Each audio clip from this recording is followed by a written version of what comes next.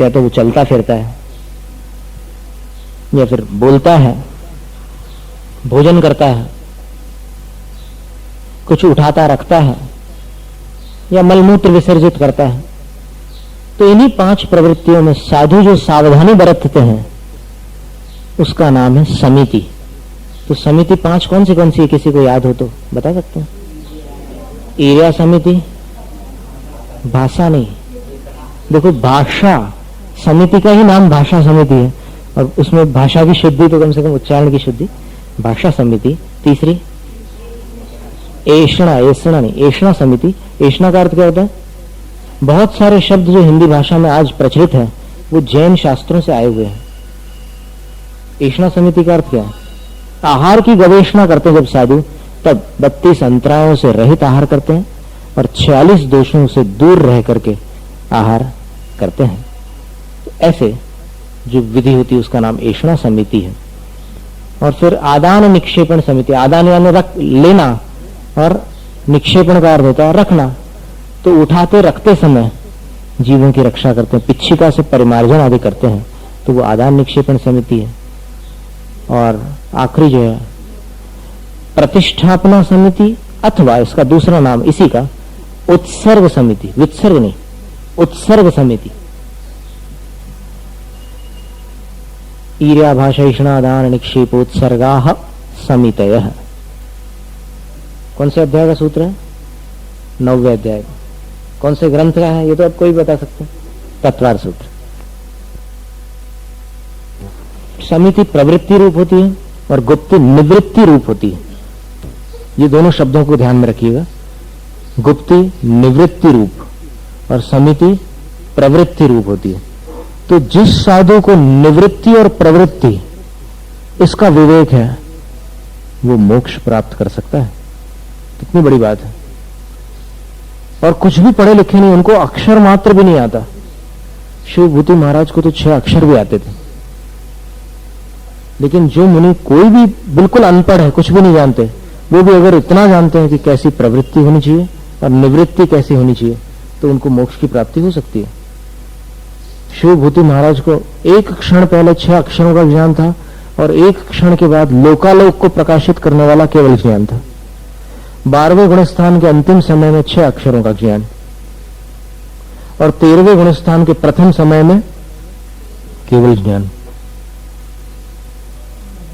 तो ये 8 आचार्य परमेष्टि से संबंधित गुण हो गए। फिर उपाध्याय परमेष्टि से संबंधित क्या बतलाया गया? 8 प्रकार की विनय होती है। शब्दाचार, अर्थाचार, ये तो आपको कई बार हमने बतलाया, महावीर अष्टक के शिविर में भी बतलाया था। शब्दाचार, अर्थाचार, उभयाचार। शब्दों को सही पढ़ना, नहीं तो लिखा कुछ है और आप पढ़ कुछ और रहे हैं।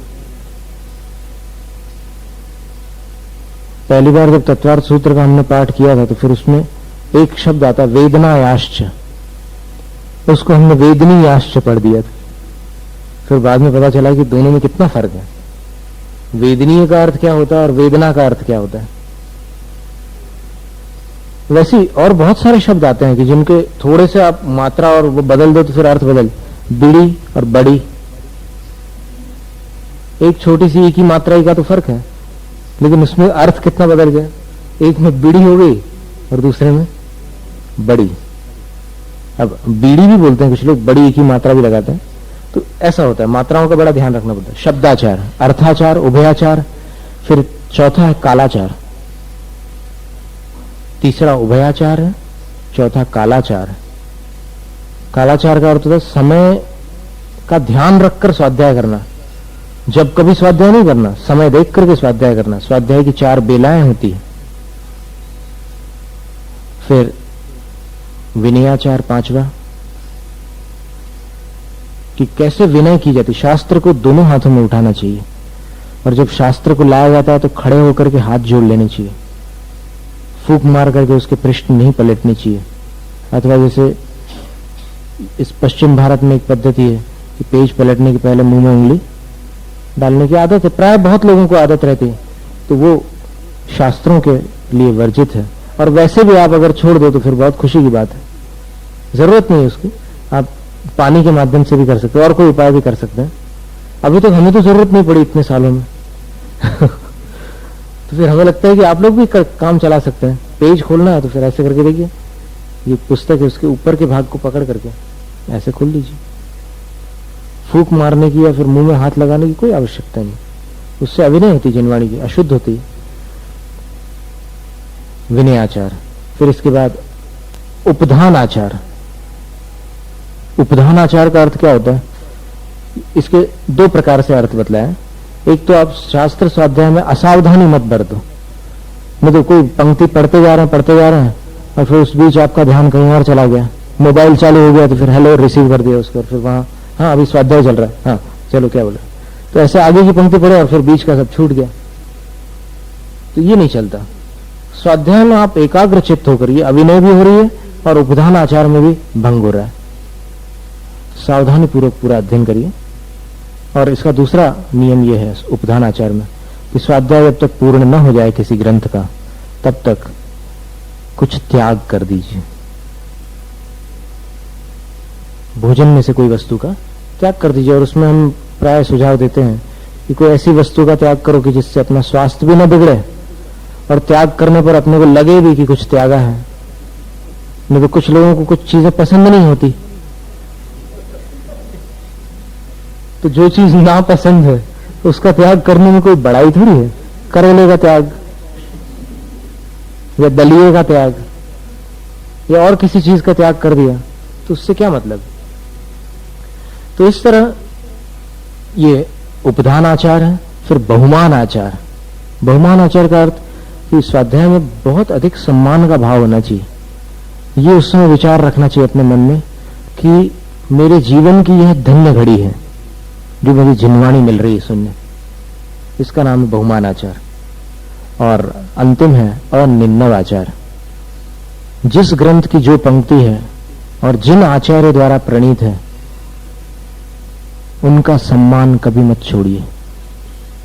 जैसे मान लो आप कोई पंक्ति का अर्थ बतला रहे हो किसी को, अब सामने वाला सोचेगा कि आप कितने होशियार हो, वाह वाह बोलने लग जाएगा, तो वाह वाही के चक्कर में आप उसका नाम छुपा लो, ये पाप है। क्योंकि आपने बात कहीं और से कही थी और वाह वाही किस पर से लूटी कि आप उसके मालिक हो।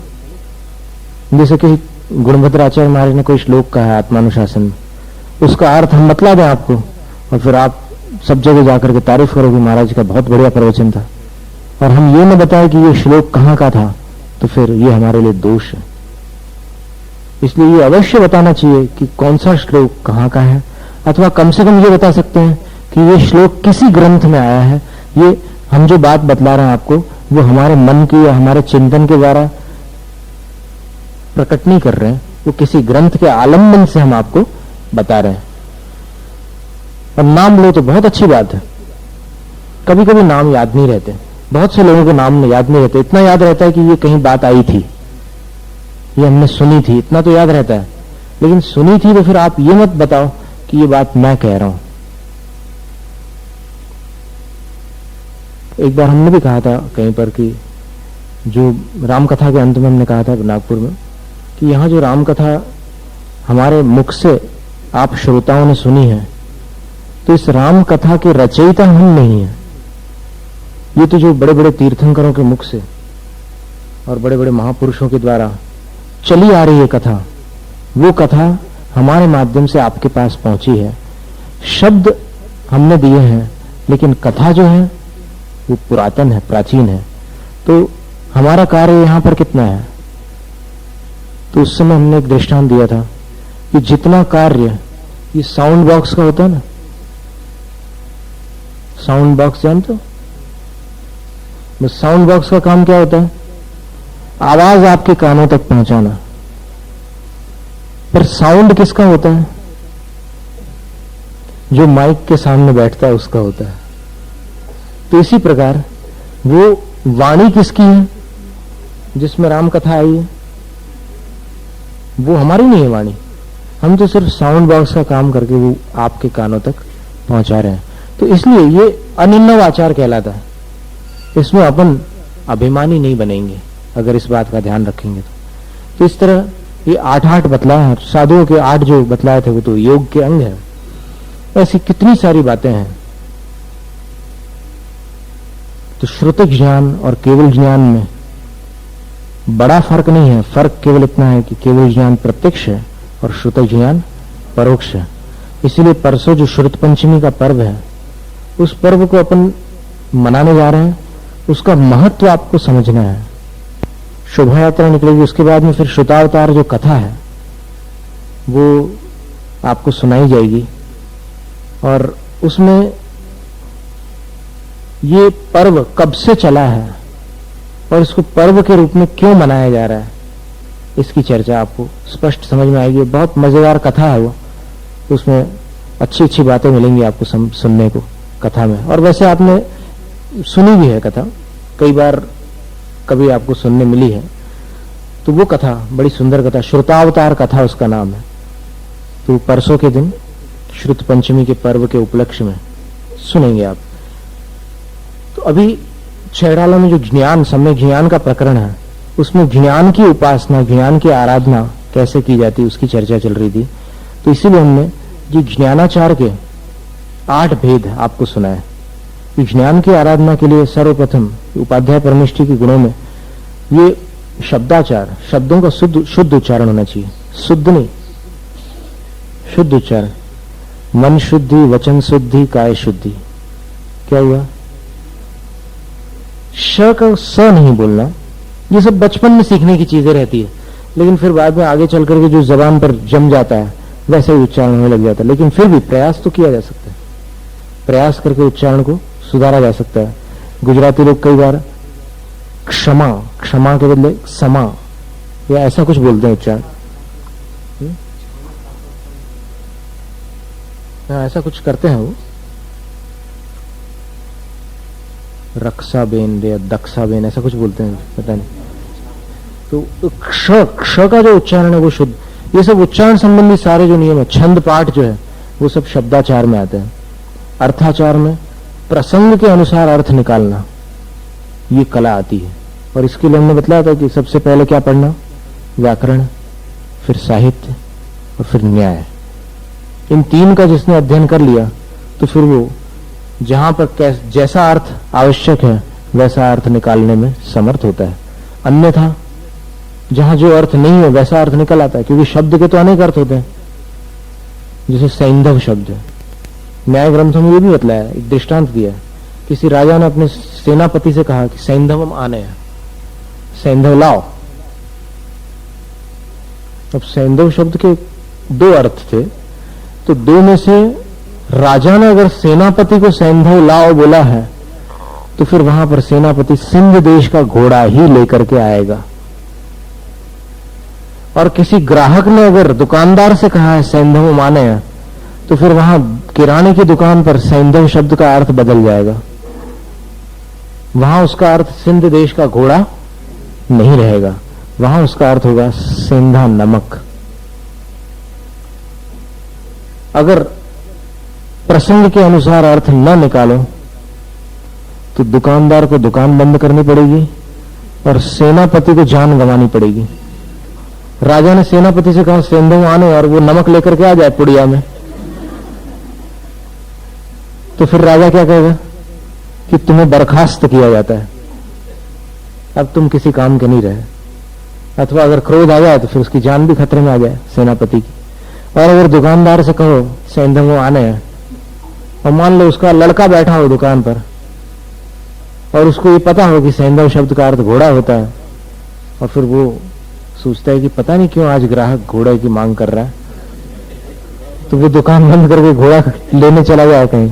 तो भाई आप हमारे पुराने ग्राहक हो, इसलिए हम आपकी बात, आपकी उसकी पूर्ति करेंगे, तो हम अभी लेकर के आते हैं घोड़ा। घोड़ा लेने चला जाए तो फिर वो ग्राहक क्या कहेगा कि आप कष्ट मत करो, हम बाजू वाली दुकान से ले लेंगे। तो इसलिए प्रसंग के अनुसार अर्थ निकालना अर्थाचार है। और तीसरा है उभयाचार। उभयाचार का अर्थ होता है कि जब अच्छा अभ्यास हो जाता है स्वाध्याय का, तब शब्द और अर्थ दोनों साथ साथ में आने लग जाते हैं। जैसे हिंदी भाषा में अगर कोई कविता पढ़ी जाए या फिर छेड़ाला को आप पढ़ो, तो फिर पढ़ते पढ़ते ही साथ में उसका अर्थ लगा लेते हैं। इसका नाम है उभयाचार। पाठ भी शुद्ध चलता जा रहा है और अर्थ भी अंदर ही अंदर आ रहा है चिंतन में, इसको उभयाचार कहते हैं। लेकिन कभी कभी क्या होता है कि पाठ चलता है लेकिन अर्थ थोड़ा भारी पड़ता है, अथवा अर्थ सरल होते हुए मान लो आप भोजन कर रहे हैं और छेड़ाला का पाठ कर रहे हैं, तो फिर उस समय आप ज्यादा चिंतन नहीं कर सकते, नहीं तो रोटी जलेगी या और कोई मुसीबत होगी। तो इसलिए उस समय केवल पाठ करते हुए आप वो कार्य करते हैं। उस मात्र पाठ करने को शब्दाचार और अर्थ निकालने को अर्थाचार, और दोनों साथ में करने को उभयाचार कहते हैं। फिर चौथा कालाचार है। कालाचार में क्या होता है कि कुछ काल सिद्धांत सूत्र जो होते हैं उनके लिए निषिद्ध है। जिन वाणी में बहुत प्रकार का वर्णन है, बहुत प्रकार के शास्त्र हैं, प्रथमानुयोग आदि 4 अनुयोग है, 12 अंग है, लेकिन इनमें जो सिद्धांत सूत्र वाला प्रकरण है उनका स्वाध्याय अष्टमी, चतुर्दशी, अमावस्या, पूर्णिमा इन तिथियों में निषिद्ध होता है। अष्टांगिका पर्वों में भी आप सिद्धांत सूत्र का स्वाध्याय नहीं करेंगे। ऐसे जो काल संबंधी नियम होते हैं, अथवा किसी साधु की यदि संलेखना हुई हो तो उस दिन भी सिद्धांत सूत्रों का स्वाध्याय वर्जित हो जाता है। अथवा देश के प्रमुख का यदि अवसान हो जाए तो उस दिन भी स्वाध्याय वर्जित होता है। तो ये कालाचार कहलाता है। नहीं, ऐसा कुछ नहीं। वो सामायिक का काल जो है वो स्वाध्याय का काल नहीं। कालाचार का अर्थ क्या है कि स्वाध्याय के जो काल हैं 4, उन कालों में ही स्वाध्याय निषिद्ध हो जाए सिद्धांत सूत्रों का, उसका वर्णन है। तो स्वाध्याय के 4 काल होते हैं। सवेरे जब सूर्योदय हो जाता है, सामायिक और अन्य जो क्रियाएं होती प्रातःकालीन जब संपन्न हो जाती है, और जब स्वाध्याय करने बैठते हैं उस काल को पौर्वाणिक स्वाध्याय बेला कहते हैं। फिर दोपहर में मध्याह्न काल के बाद की जो बेला आती है अपराह्न बेला, उसको अपराह्निक स्वाध्याय बेला बोलते हैं। पौर्वाणिक स्वाध्याय बेला एक, दूसरी अपराह्निक स्वाध्याय बेला।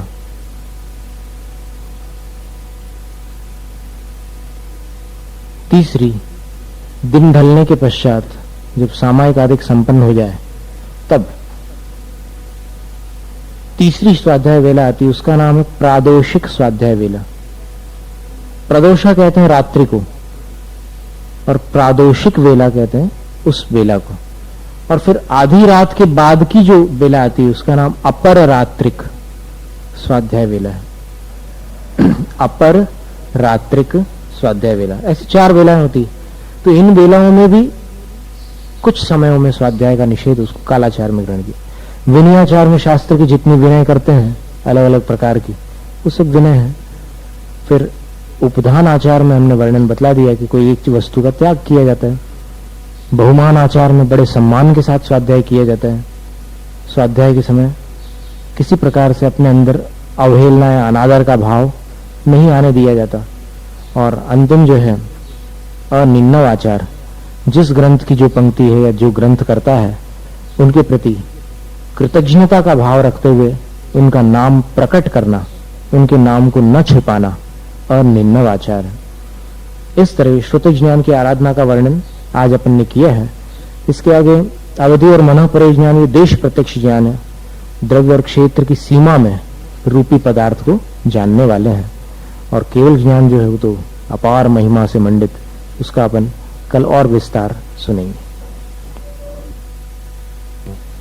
अब यहां तक अपन ने इसको दोहराया था कि ज्ञान की आराधना के लिए ज्ञान के भेद प्रभेदों का भी अपने को ज्ञान होना चाहिए। और भेद उसके 2 बतलाए थे, परोक्ष और प्रत्यक्ष। फिर परोक्ष में 2 भेद थे, मति ज्ञान और श्रुति ज्ञान। जो किसी भी पदार्थ को इंद्रिय और मन से अपन सर्वप्रथम जानते हैं, उसके बारे में विशेष चिंतन आदि न करते हुए वो मति ज्ञान होता है। इंद्रिय और अनिंद्रिय अर्थात मन के निमित्त से होने वाला ज्ञान। और फिर उसके बारे में जब विशेष विचार करते हैं या अर्थ से अर्थांतर तक चले जाते हैं, जैसे सांप को देखा तो सांप है ऐसा जाना, ये मति ज्ञान है। काट न ले, बहुत जहरीले होते हैं सांप और फिर काटने पर बहुत प्रकार की समस्याएं खड़ी हो जाती है। 2 प्रकार के जहर होते हैं, एक जहर जब चढ़ता है तो खून जम जाता है, दूसरे प्रकार का जहर चढ़ता है तो फिर खून जमना ही बंद हो जाता है। ये सब जो आपने चिंतन कर लिया, ये श्रुत ज्ञान है। विषय क्या चल रहा है? सांप। तो सांप का जो प्रथम ज्ञान है मति ज्ञान, और फिर उससे अर्थांतर का जो ज्ञान है, सांप को लेकर के जितना भी और विशेष ज्ञान हो रहा है, वो कौन सा ज्ञान है? श्रुत ज्ञान। और मति और श्रुत दोनों परोक्ष हैं, क्योंकि इंद्रिय और मन से इनकी उत्पत्ति होती है। फिर अवधि ज्ञान और मन परे ज्ञान, ये दोनों प्रत्यक्ष तो हैं, क्योंकि जीव स्वच्छा जाने, जीव स्पष्ट जानता है अवधि और मन परे ज्ञान से। लेकिन देश प्रत्यक्ष है। देश प्रत्यक्ष, देश यानी अपूर्ण। अपूर्ण प्रत्यक्ष क्यों है? क्योंकि द्रव्य क्षेत्र का परिमाण लेकर के जानते हैं। द्रव्य की भी सीमा और क्षेत्र की भी सीमा इन दोनों में होती है, इसलिए ये देश प्रत्यक्ष है। अब अवधि ज्ञान के और भेद तो इसमें विस्तार के साथ नहीं दिए हुए। वैसे अवधि ज्ञान के 3 भेद होते हैं, देशावधि, परमावधि और सर्वावधि। देशावधि ज्ञान 4 गतियों में होता है। परमावधि ज्ञान केवल मोक्षगामी मुनियों को होता है, उसमें कुछ न्यूनाधिकता हो सकती है। और सर्वावधि ज्ञान भी मोक्षगामी मुनियों को ही होता है, लेकिन वो अवधि ज्ञान की पराकाष्ठा है। सबसे उत्कृष्ट अवधि ज्ञान जो है सर्वावधि है। ऐसे अवधि ज्ञान के 3 भेद हैं। फिर मन परिज्ञान है, तो मन परिज्ञान के 2 भेद। तत्वार्थ सूत्र के स्वाध्याय में सारी बातें आ जाती है निकल कर। तो मन परिज्ञान के 2 भेद जो है वो कौन से हैं? ऋजुमति और विपुलमति। ऋजुमति के साथ मोक्ष का नियम नहीं है, लेकिन विपुलमति मन परिज्ञान जिनको होता है उनको अवश्य उसी भव से मोक्ष की प्राप्ति होती है। और ऋजुमति का विषय, विशुद्धि, सीमा, ये सब विपुलमति की तुलना में बहुत कम होते हैं। लेकिन ऋजुमति ज्ञान भी इतना महान होता है, मुनियों को तो होता ही है, कि उस ज्ञान में सर्वावधि ज्ञान द्वारा जाना हुआ जो विषय है उसके अनंतवें भाग का भी ज्ञान हो सकता है ऋजुमति में। फिर इससे आप कल्पना करो कि विपुलमति फिर कितना विशाल ज्ञान होगा। जैसे ऋजुमति है वो 3 से लेकर 9 भवों तक जान लेता है, और विपुलमति जो है वो 9 से लेकर असंख्यात भवों तक जान लेता है। किस जीव ने असंख्यात भवों पहले मनुष्य लोक में अभिविद्यमान कौन से जीव ने असंख्यात भव पहले सैनी पर्याय में, मन सहित पर्याय में क्या विचार किया था मन में? मतलब उसको ये भी निकाल सकते हो कि 10 वर्ष की उम्र थी और 10 वर्ष 7 महीने 15 दिन और इतने घंटे, इतने मिनट और इतने सेकंड पर उन्होंने अपने मन में असंख्यात भव पहले क्या विचार किया था, वो विपुलमति ज्ञानी मुनि जान सकते हैं। लगाने की उनको इच्छा कम होती है। कभी बहुत जरूरी कोई बात हो, किसी को जानकारी चाहिए हो, बोले कि मेरे मन में ऐसे भाव क्यों आते हैं, मैं लाख प्रयास, बोले कि तुम 4 भवों पहले से ऐसे ही भाव करते आ रहे हो। बोले शुरुआत कहाँ से हुई थी? तो फिर वो बता देते हैं अपने भावांतर का ज्ञान मुनियों को पुराणों में आप देखोगे तो प्राय रहता है, तो वो बतला देंगे। मन परिज्ञानी अवधि ज्ञानी मुनि है, वो ये बतला देंगे कि तुम कहाँ कहाँ से कैसे कैसे भटक कर आ रहे हो। लेकिन तुम्हारे मन में ये बातें कब से चल रही है, ये मन परिज्ञानी मुनि बताएंगे। क्योंकि मन परिज्ञान का विषय जो क्या है, मन में क्या है आपके, उसको जानना। अब मन में क्या है वो भी, अगर आप धर्म द्रव्य, आकाश द्रव्य का मन में ध्यान कर रहे हैं तो आकाश अमूर्त है, तो मन में अगर कोई अमूर्त का ध्यान चल रहा है, अरूपी का, तो फिर उसको अन्य जो मुनि का मन परिज्ञान है वो ग्रहण नहीं करता है। लेकिन जो मूर्त है, रूपी है, उसका ग्रहण कर लेते हैं। अगर किसी जीव का चिंतन कर रहे हैं, सिद्ध भगवान का चिंतन करेंगे तो नहीं आएंगे मना परे ज्ञान में। और अगर कोई अरहंत भगवान का चिंतन करेंगे तो अरहंत भगवान के पास शरीर होने के कारण स्पर्श रस गंध वर्ण आदि सब विद्यमान है और कर्म परमाणु भी है उनके पास, तो उसका चिंतन करने वाले कोई भी व्यक्ति हो, उनके मन को वो ग्रहण कर सकते हैं मना परे ज्ञानी मुनि। तो विपुलमती अपार महिमा से मंडित है, बहुत अद्भुत ज्ञान है। सर्वार्थ सिद्धि में जब उसका वर्णन किया है मना परे ज्ञान का, तो उसमें समझ में आता है कि कितनी मुश्किल से होता है मना परे ज्ञान, बहुत दुर्लभ। अब इसके आगे केवल ज्ञान को अपन दोहरा लेते हैं। तीसरा, सकल द्रव्य के गुण अनंत पर जाय अनंता,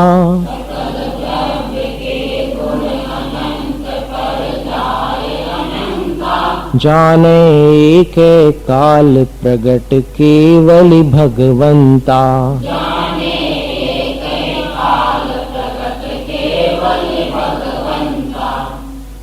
ज्ञान समान न आन जगत में सुख को कारण,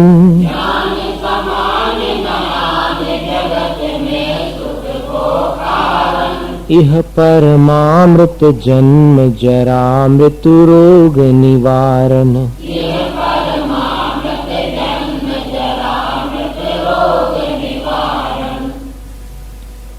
अब केवल ज्ञान की बात चलती है। सकल द्रव्य के गुण अनंत परजाय अनंता। अब सब द्रव्यों का अगर अपन परिमाण निकाले तो तीन द्रव्य तो गिनती में एक एक है, आकाश एक है, धर्म एक है और अधर्म द्रव्य भी एक है। अब फिर काल द्रव्य जो है वो असंख्यात है। लोकाकाश में जितने प्रदेश हैं, प्रदेश का अर्थ क्या है?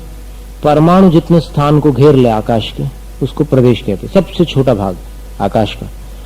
तो उतने कालाणु पूरे लोकाकाश में ठसाठस भरे हुए हैं। जैसे किसी बॉक्स में आप बहुत सारे मोती भर के रख दो तो पूरे बॉक्स में वो मोती अपने अपने जगह पर रहेंगे, एक मोती दूसरे मोती के स्थान में प्रवेश नहीं करेगा। इसी प्रकार लोकाकाश में ये कालाणु, आकाश के एक एक प्रदेश पर एक एक कालाणु है, लेकिन एक कालाणु दूसरे कालाणु को प्रभावित नहीं करता, वहां जाकर के उसका स्पर्श नहीं होता। सब पृथक पृथक रहते हैं अपने अपने क्षेत्र में। काल द्रव्य असंख्यात हो गए। फिर इसके बाद बचे कौन?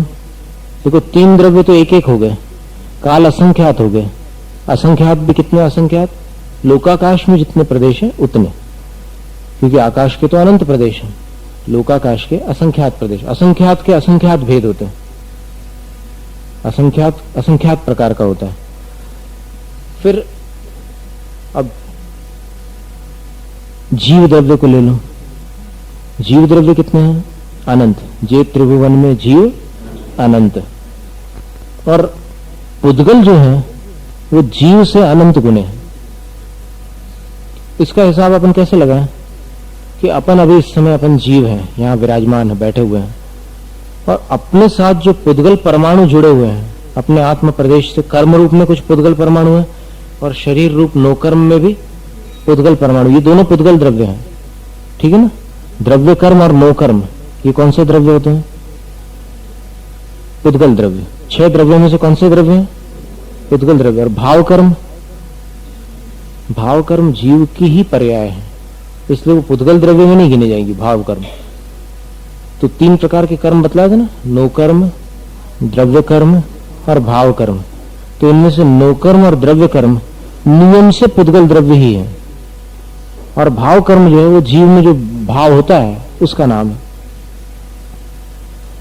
अब अपन विचार करो कि अपने साथ कितने पुद्गल परमाणु जुड़े हैं। तो अकेले शरीर के परमाणुओं को अगर गिनेंगे तो अनंत है।